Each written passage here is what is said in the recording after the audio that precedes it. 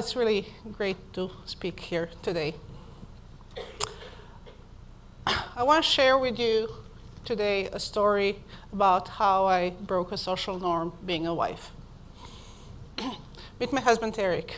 Eric and I met, we worked together. He's also a software engineer. Really great guy, very quiet, introvert, very supportive. He also has a passion for history. In fact, he published 2 history books on Civil War. We started dating. We got engaged. We actually got engaged here in Chicago on the Riverwalk under the water cannon. So Chicago has a special spot in my heart. But after we got married, I started first asking him and slowly pressuring him and so on to go to grad school. And that's not something that he had in his sphere of interest. As I mentioned, history was his passion as a hobby. And he was happy with his job, didn't see a reason why to do it. But I kept going and going. I was getting frustrated. I was really starting to feel trapped. And I didn't understand why that was happening. And I was thinking, what was going on? And it occurred to me, I really didn't want him to go to grad school as much as I wanted to go to grad school. And him going to grad school would give me permission to do it. I wonder why is that? I was raised being told you can do anything you want, you can be whoever you want to be, and there I was expecting my husband to go to grad school so I can do it. And I looked around myself and I realized I didn't have a single example, a single role model where wife had higher education than husband in the relationship. Nobody back at the time. And I was like, and why not? Seriously, what difference does it make, right? If that's going to make me happy, this is what I want for myself and my dreams, why not? And he was very supportive of that, so I enrolled in grad school, went to University of Illinois, great 2 years. I graduated, and eventually that landed me a job in Sandia National Labs to work on their space program, which again was my dream since I was a kid. I wanted to work on a space program, whole Cosmos and Carl Sagan deal. But growing up in Serbia, where I was, that was not going to happen. So it was an amazing experience. And I was happy I was able to do that. Now, things were not always as easy. I want to share my second story to you about being an immigrant and coming to the United States. I was born and raised in Serbia, as I mentioned. And when I was in college, the country was engulfed in a civil war. And civil war brought crime and corruption. In particular, things were difficult for my dad, who was full-time professor at university there. And he witnessed a lot of corruption that he was not participating in. So it was becoming very dangerous for him. Our house was bugged, we were followed. It was becoming a safety concern. So he made an unsettling decision to immigrate to the United States. It was a journey for dignity and safety. Very unsettling decision, in particular if you consider that he did not speak English. These are my parents here. So next several years, he spent taking English classes during the day, cleaning restaurants, and working in the kitchen at night. My mom spoke some English, so she was able to work as a cashier in a Dunkin' Donuts shop. My brother was freshman in college. So finances were tight, but as my dad said, honest labor, no shame in that. Life were good, right? We know why we came here. And then my mom started to lose her eyesight. It started getting worse and worse, and got to the point that she couldn't recognize the bills anymore, the money bills, which she needed for her job. So she lost her job. She lost her health insurance with it. Then she started not being able to wake up. She was sleeping longer and longer time. She was almost in coma. Eventually, it turned out that she had a massive brain tumor. She was promptly operated on, University of Michigan in Ann Arbor. It was a 12-hour surgery. My dad was on her side when she woke up. And she looked at him and said, "Nice to see you. I haven't seen your face in months." And we both started crying. And she made a full recovery, thankfully. My parents paid the hospital bill with their lifetime savings and by selling our family home in Serbia. It is at that time that I graduated from college and joined them here in States. So I came to States with no references and from a school with no name recognition.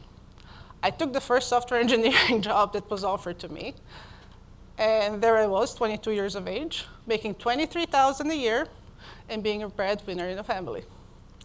I also work at night as a waitress in a bistro, and on the weekends I was working in a wedding hall as a server.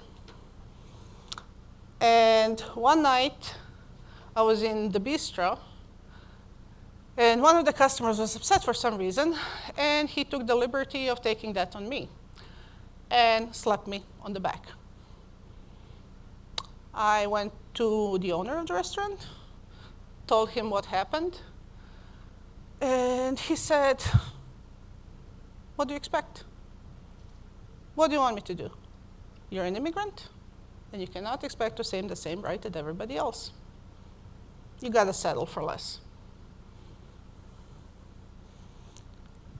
And I looked at him and I said, "I do not settle." My waitressing career ended that night. I decided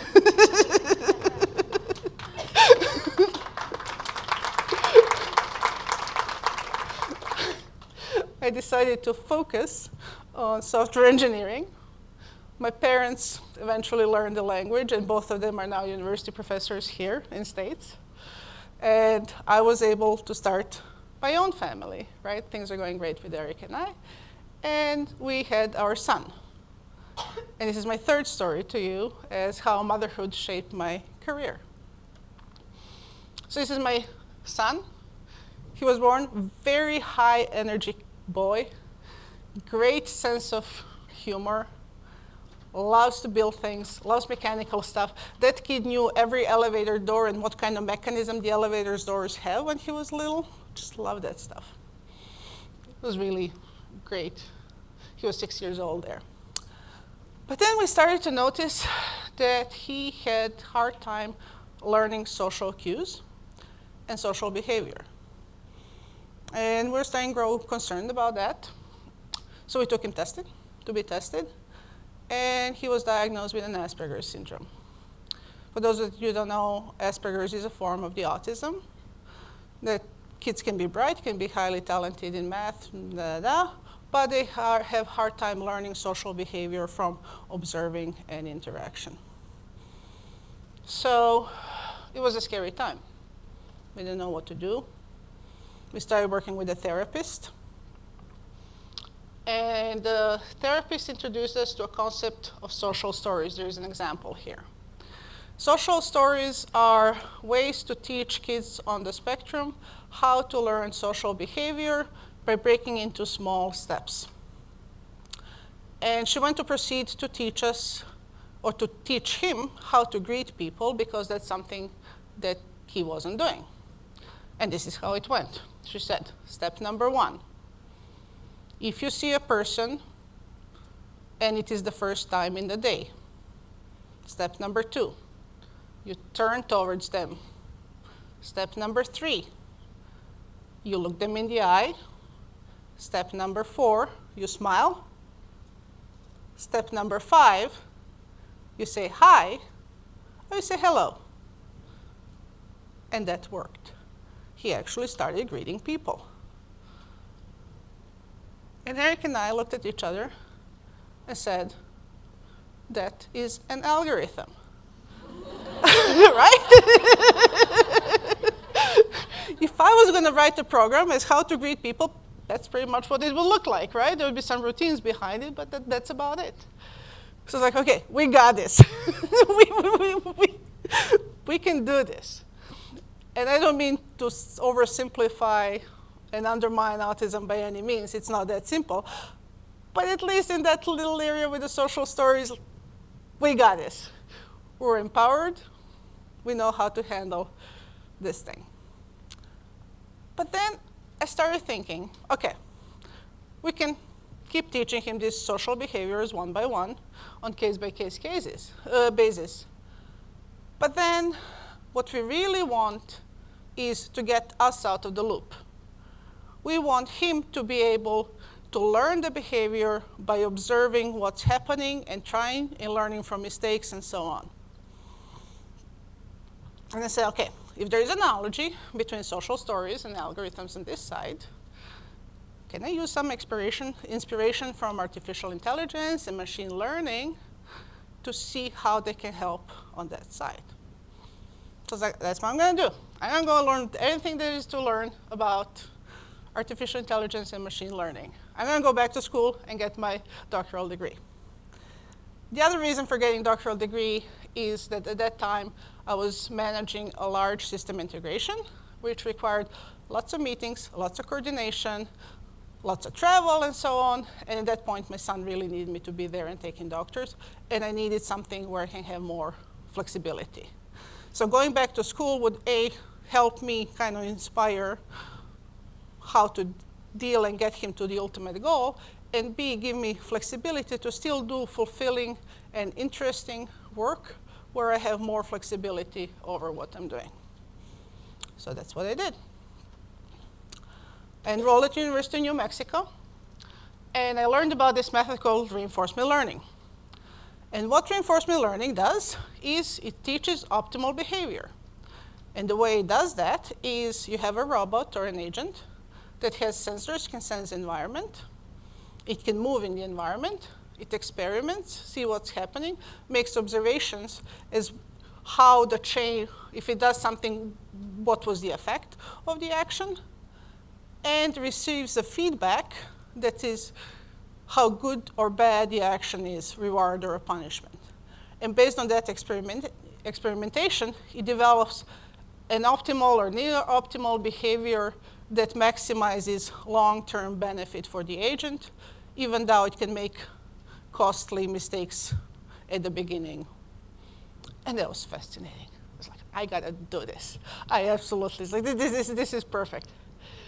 So my advisor got me connected with a professor who presented me with the problem of the quadrotor delivering coffee. Now, quadrotors are nonlinear systems, which means that when you do something to them, you push, give a force, give an input, the connection between what you do to them and what happens is described with a nonlinear differential equation, which means it's very hard to compute, or if you're going to do it computationally, it's very computationally expensive. The second problem with the quadrotors is that when you have an airplane or a fixed-wing aircraft, you push it and it glides and you don't need to do anything, it just flies. What happens with a quadrotor if you let it go? It just falls down, right? In order to make the quadrotor fly, you need to provide input all the time, 150 to 100 times a second. And these are the calculations that are computationally expensive to do. Now, when you add a cup of coffee that you don't want to spill while you're delivering it, that kind of brings the complexity to a whole new level. And he wanted to do it with the reinforcement learning. I said, yes, I'm going to do it. I have no idea what I'm doing, but I'm going to do it. So what happened then, over the next 3 months, I went and learned anything that I can get a hold of about reinforcement learning. I did tons of experiments, simulations. It failed, it didn't work, try again, more simulation, try again, didn't work, and finally I got it working. Yes. So reinforcement learning at the time assumed that you have several actions, maybe 10 here. You can do straight, back, left, right, maybe up and down, and that's about it. In order to make the quadrotor work without spilling the cup of coffee, I had to consider over 1 million actions at every 50 times a second. But it worked. So the rest of my dissertation was making this more efficient and proving that it actually did what I claimed it to do, and we're not going to crash into something. And yeah, that was my dissertation. So, in 3 sentences. So that eventually landed me a job in Google that I'm doing what is learning behaviors, right? Making robots learn behavior. And that remains passion is exactly, I taught robot here to deliver me a cup of coffee. It is exactly some type of thing that I'm interested in doing for my son, even though it remains my passion. Now I have another mission in my life. This is my daughter, who is 8-year-old now. She's a girl with a grit. She's very creative and imaginative. She loves building things. She's building a robot here that uses a visual sensor to sense when somebody passes, when there is a motion detected. There's a basic motion detector, and then waves. We're back to greeting.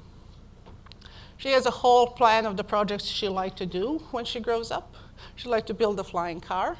She'd like to build the portable wings. She really likes flying. She'd like to be a pilot as well. So she brought another mission to my life, and that's to pave a smoother path for her.